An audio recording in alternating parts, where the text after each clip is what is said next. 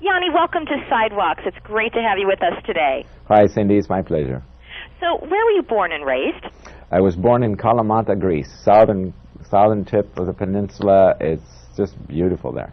I can only imagine. I've never been to Greece. What was your life like in Greece, and why did you leave?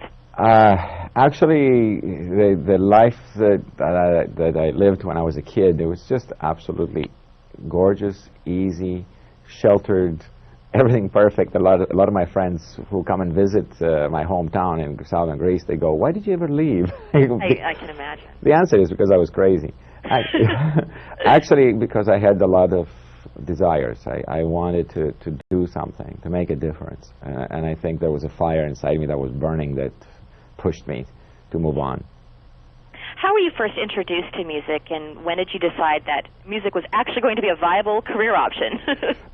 That was much later in life. I was introduced to music when I was very young, and I remember my mom and dad, my dad would play the guitar, and my mom would sing, and usually it was family gatherings after dinner, and the older folks had a few more glasses of wine than they could have, and everybody was singing and so on. And so we were raised with that. But I didn't really decide to get into the music business or make it into a career until after I graduated from college. Mm-hmm. Now, did your family encourage your ambition in the music business, or did they sort of take the practical stance and say, "Are you crazy?" They came close to saying, "Are you crazy?" But they refrained. My parents, the way I was raised, they essentially supported the kids. There's three of us. They actually, when I announced that I was not going to go on to graduate studies in psychology, they just asked me if I needed any help. They would be there for me. I know they had plans to discuss this with me 5-10 years later. I still hadn't succeeded, and I'm sure they were very worried about me. But none of the members of the family ever came out and said, why don't you stop this? Well, that's definitely nice to hear, because a lot of parents would be concerned. I know, my parents would say, I want you to follow your dreams, but at the same time, I don't want you to set yourself up. So that's great. So what was really the turning point for you with your music? What was your big break? Was there a moment in time? I think my career has been going upwards slowly, step by step. There have been peaks. I think the most major peak was with the Acropolis video, because I got a chance for the first time to present my music to a wide audience all over the world. Mm-hmm. But I think the very beginning was my appearance on the Oprah Winfrey Show with Linda. And that sort of gave me an access to a fairly large audience. Right. And gosh, everything that Oprah Winfrey touches turns to gold. Yes. And you're no exception. Now, you have played some amazing venues over the course of your career, such as the Forbidden City in China, the Taj Mahal in India. Do you have a favorite? And if so, why? Really, not because of the music or because of the venue, but because I was born and raised in Greece, and as a little kid, I had fantasies of maybe someday performing at the Herodatikos Theater in Greece. Plus the fact it was the first time I was performing in Greece. That has to be my favorite concert. Because you have your mother and father and all your friends and relatives and everybody. It was like, okay, I left this country. Here's what I've been doing for the last 20 years. I hope you enjoy it. And they seem to enjoy it.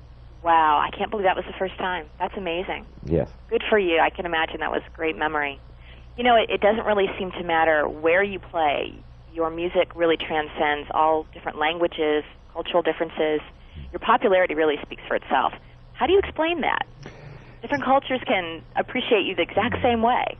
That is very difficult to explain. I have theories about it, but it's very difficult to explain. But I'm thrilled that this is happening. And it's really amazing to look at my concerts and see all kinds of races and all kinds of age groups. Right. And see 6-year-olds and 70-year-olds.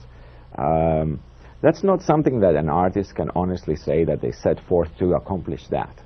What I try to do is be honest with what I create. Just tell the truth the way life feels like to me. And don't pander to an audience, and don't really pay attention to what's selling and what's in. Just tell the truth about you. And that actually leads me to talking about your album, If I Could Tell You. Why don't you tell me about it? If I could tell you, I would tell you everything that's in the music in this album. It's slightly different. It's a departure from the previous couple of albums. The Acropolis and the tribute albums were obviously concerts that were converted into albums. And as such, they tend to be dramatic, or fairly dramatic. This particular album, if I could tell you, is a little more consistent in mood. I hope it has a very strong mood, because I intentionally wanted to do that. Right. But I also made it a little more even-keeled and a little less energetic. I felt like it at the time, and so I hope people enjoy it. What was the inspiration for this album? The same that it's been for all my music. It's life. Living. You just live. And as life moves you, there's a reason to express yourself. You need to talk about what life feels like to you. How long did it take to pull all of this together? Because as I was reading through all of your biography material, it indicated that you write, you produce the whole thing yourself. It's like you're like a one-man operation. It must have taken a long time. Actually, I go through tremendous focus. It's very intense when I work. I don't really leave the studio. I don't leave this place. I just sit here for months at a time. So it took me, I think the recording aspect of it, 8 months, 10 months. Wow. But it's 16-hour days, very few days off in between. Don't watch television, don't listen to the radio, don't pick up the phone. Right. And my friends and relatives are pretty much used to me doing that by now. Well, listen, we were so excited to have you on our show that we promoted you on our website and asked our viewers for some questions. So I wondered if you would mind responding to some viewer mail. I think that would be great. Oh, that'd be great. Rochelle from Richmond, California asks, what or who inspired you to pursue your dream in the music field? I think it came from inside. The influence might have been because I was raised with parents who were music lovers. Are we still on? Yes. Okay. I think that might have started there, but I think it also takes a tremendous faith in yourself to take a chance like that. To just be ready to, I wanted to become a shrink. I wanted to get a PhD in clinical psychology, and then it would have been a much more secure life, supposedly. Nobody knows. But just to have the guts to just go, you know what I want to do really is do music. And I know it's very dangerous, and there's no security in it, and there's nothing to fall back onto, and so on. But this is what I want to do in my life, and have the nerve to do it. Yanni, thank you so much for joining us on Sidewalks today. As we close, do you have any career advice? Career advice is the same that I would give to anyone. It's like, have faith in yourself. And if you love something, you have a passion for it, go for it. That's the only thing you need, really. Thank you so much for being with us today, and I love your album. Thank you. Take care. Bye-bye. Bye-bye.